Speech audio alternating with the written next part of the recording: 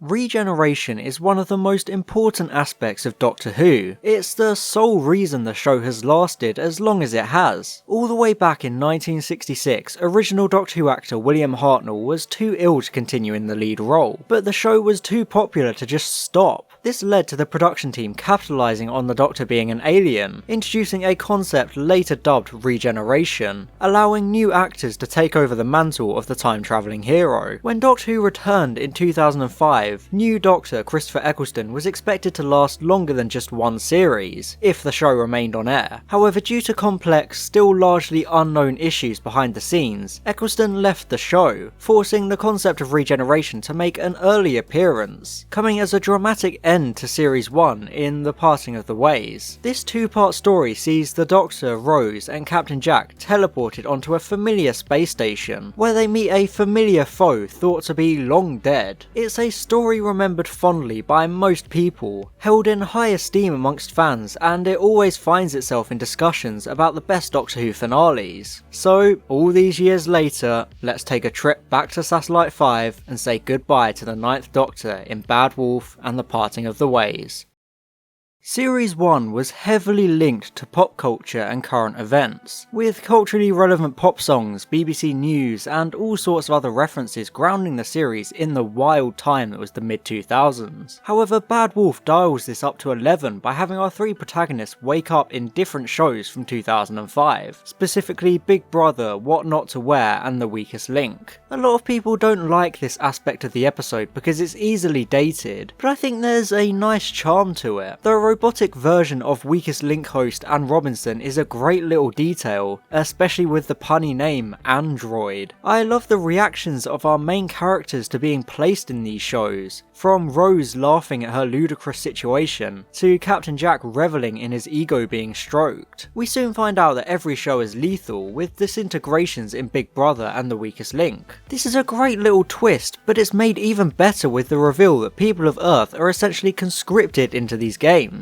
being randomly selected, along with them all just staying indoors and watching TV because the air is too polluted to breathe. It's such a hauntingly dystopian concept, showing just how wrong this society is, especially because people just accept it and in some cases even relish the brutality of these shows. Linda serves as proof of how normal this all is to the common person, showing a disturbing nonchalance to it. Wipeout speaks for itself. Oh, and stars in their eyes. Literally, stars in their eyes. I love the revelation that we're on Satellite 5, and this all began shortly after the events of the Long Game earlier in the series, where the Doctor thought he was setting things right by stopping the editor and the Jagrafest manipulating the news. Even though it was mostly done for budget reasons, it's so interesting to see that something the Doctor has done has resulted in a worse situation down the line, which was a concept rarely touched on in classic Who. It tells us that even though he had the right intentions, the Doctor is flawed and he's fallible. I like the subtle misdirect of Linda in this episode. Linda is introduced as a Big Brother contestant alongside the Doctor, and she becomes a supporting character in the story. She's actually somewhat teased as becoming a companion, since she wants to join the Doctor, and he is clearly open to the idea of her travelling with him. When Rose is disintegrated for losing the Weakest Link, her apparent death feels more believable because of Linda being there, especially because classic Who sometimes introduce new companions in the same episodes as the current ones left. I do love the scene where Rose is disintegrated, because the Doctor and Jack are seconds too late, arriving just in time to see her killed right in front of them. The Doctor's reaction to seeing her struck down is perfect, because he almost can't comprehend it, retreating into himself as he and his party are taken to a prison cell for breaking into the game. It feels like he's snapped inside, ready to get revenge on whoever brought them here, and he has nothing to hold him back. The slow burn mystery of the game station is executed perfectly. We know that our protagonists were teleported onto the station despite being inside of the TARDIS, and that the Doctor is wanted alive by whoever is in charge. It tells us that there is something bigger going on, proven when the Doctor, Jack and Linda make it to the top floor, where they find the producers of the shows and the mysterious controller, who is a brief yet haunting and chilling presence in the episode. Even upon meeting the controller, we find out that Rose has actually been teleported rather than dying, and that there's a higher power above even the controller. It's me, Austin! Oh, son of of a bitch! The build-up is brilliant, even when you know the reveal. Before the controller can reveal the true villains, she is teleported away, keeping us in the dark. It takes its time, slowly drip-feeding clues until Rose wakes up on a ship confronted by a Dalek, before the Doctor finds out that there are 200 Dalek ships lurking out in space. It's such a great reveal, leaving you guessing until the last minute, and then hitting you with a huge twist that the Daleks are back and in greater numbers, with Rose trapped on board their ship. It's one of the best cliffhangers of the show's history, as the Doctor vows to save Rose and the Earth before topping off by destroying every Dalek. It's a great way of setting up the final episode, with huge stakes and giving the Doctor a mission. Bad Wolf is a good feeder episode, and it does all the nitty-gritty setup, but Passing of the Ways is where all the juicy bits and talking points come in. I'll always love the action-packed opening of The Parting of the Ways. It wastes no time getting started, throwing us into the action with the Doctor flying the TARDIS past missiles. It feels a bit like an action movie, with the music combining with the stakes and visuals to create such an intense atmosphere, before the Doctor saves Rose and Jack blows a Dalek up. This whole sequence is fantastic, even if it was overused as promotional clickbait since the TARDIS looks like it gets blown up. The ensuing confrontation between the Doctor and the Dalek Emperor is amazing, with Eccleston once again given an incredible performance. I've always found the Dalek Emperor so interesting since he essentially establishes a religion around him. I've seen people criticise this because it doesn't fit in with a Dalek ideology, but I feel like that's kind of the point of it. It plays on the insanity of the lone Dalek in episode 6, since these Daleks are made out of the humans eliminated from shows on the game station. They're half human and half Dalek, which drives them insane, but instead of killing themselves, they've started to worship the Dalek Emperor for creating them. I think it's a great concept, showing the different direction hybrid Daleks can take. Driven mad by your own flesh. The stink of humanity. The Daleks are such a great, powerful threat in this episode. It builds on their first appearance in episode 6, this time putting our protagonists against an entire army of Daleks. Because of that earlier appearance, we immediately know how deadly they are, and how much of a threat they are to our heroes, because one lone, damaged and insane Dalek was enough to terrify the Doctor and wipe out a base of fully trained soldiers. It's the logical progression of the monster, upping the ante and giving us a justified feeling of terror. It also leads to a great base under siege story. Captain Jack is put in charge of defending the station because the Daleks are going to land and work their way up to floor 500, where the Doctor is. I love how the Doctor is so certain that they will head up to him, but they instead head down to the lower levels just to coldly murder all life on the station. It's brilliant characterization because of course they wouldn't leave anyone alive. It shows how cold and heartless they are, how brutal they can be. The slaughter of the base's personnel is so well done, with Captain Jack having lied to the civilians about the effectiveness of their weapons, meaning they're simply meat shields to buy time. However, the best death is Linda, who was locked in a room to keep an eye on where the Daleks are going, only to have a Dalek float up to the observation window, blowing it up and sucking her out into space. It's so callous and efficient, punctuated by the amazingly effective silent cry of exterminate. The main supporting cast didn't really have much screen time, but they were written well enough that you really care when they die. Even Captain Jack doesn't survive,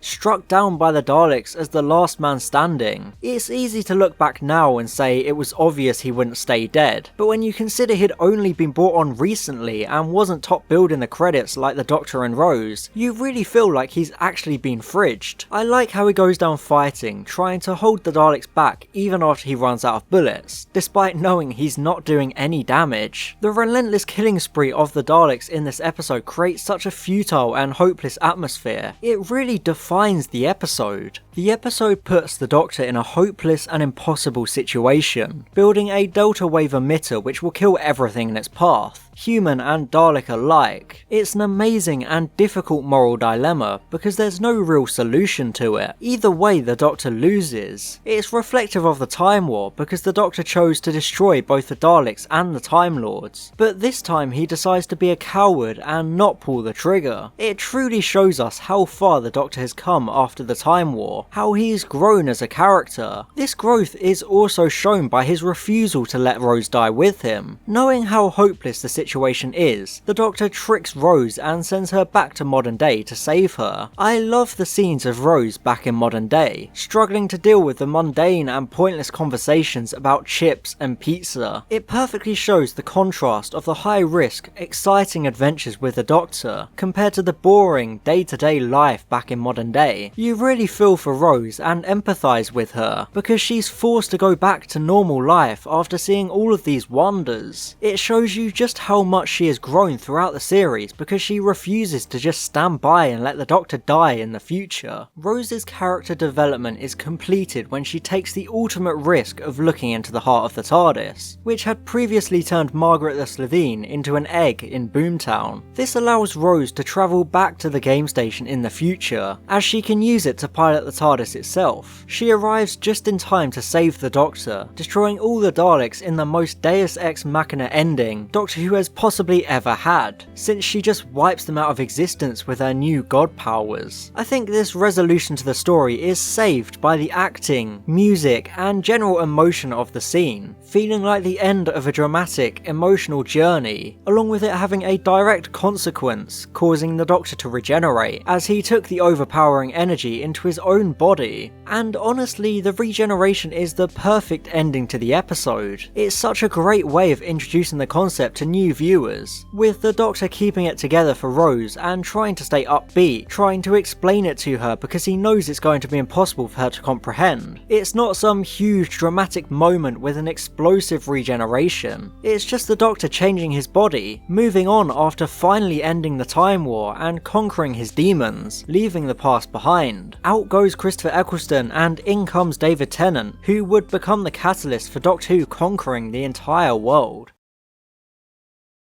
As his last contribution to Doctor Who, Christopher Eccleston knocks it out of the park in this story, proving that we didn't know how good he was until he was gone. It's like there was a singing. That's right, I sang a song and the Daleks ran away. His dynamic with the Emperor Dalek is brilliant. The Emperor Dalek knows exactly what to say and what buttons to push in order to antagonise and go to the Doctor, with Eccleston doing a fantastic job showing how the Doctor is suffering and how he hates what he has become because of the Time War and the Daleks. There's a great scene at the start of The Parting of the Ways where the Doctor mourns the loss of the Time Lords, realising that they died in vain. My people were destroyed, but they took the Daleks with them.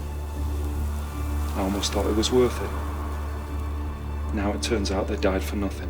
Eccleston is on top form throughout this two-parter, with so many great quotes and lines. Writer Russell T Davies really gave him the best possible story to go out with, meaning we can all agree with the Ninth Doctor's final line. Absolutely fantastic. And you know what? So was I. I'll talk more about the overall Series 1 arc when I review the series as a whole, but The Parting of the Ways finally gives us an explanation for why the words Bad Wolf have been following our characters around in all of their adventures. It turns out to be a classic bootstrap paradox, with Rose scattering the words all through time and space since she sees them when she's in God mode. I'm not sure how I feel about it as a resolution to the arc, because it shows that the words don't really mean anything in the end, although they do prompt Rose to return to the future when she sees the words chalked on the floor of a park. I think it was actually a good idea to keep the arc more loose and vague, rather than heavily serialising it and risking the possibility of alienating viewers. It's easier to follow, and I love that the Doctor assumes that the Emperor Dalek was responsible for the words, but it turns out to be Rose instead. It's a nice twist and a good character moment for Rose, but I feel like it's let down because it makes her into a walking Deus Ex Machina. It's even used to bring Captain Jack back to life, devaluing his heroic sacrifice, although it doesn't matter because he's a fan favourite.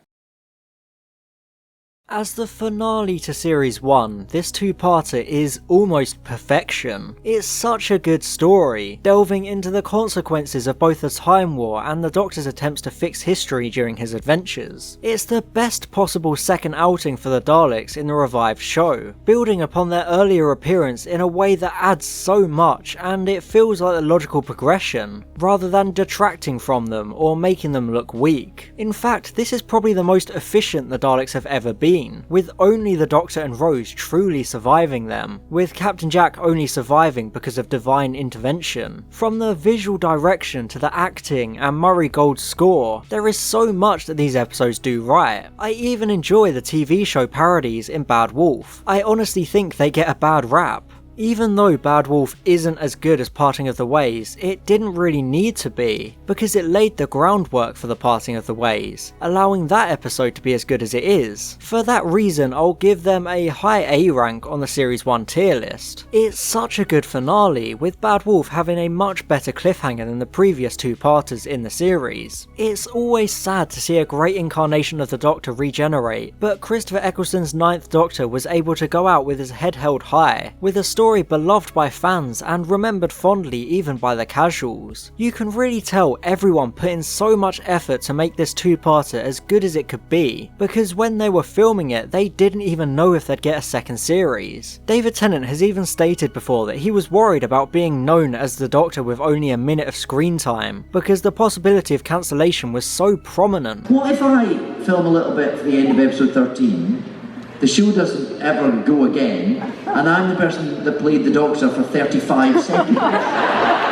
But even if Doctor Who did get cancelled after Series 1, this story would have still been a fantastic last impression, because it perfectly encapsulates everything that made Series 1 such a great series. And I think everyone involved with these two episodes should be incredibly proud of that.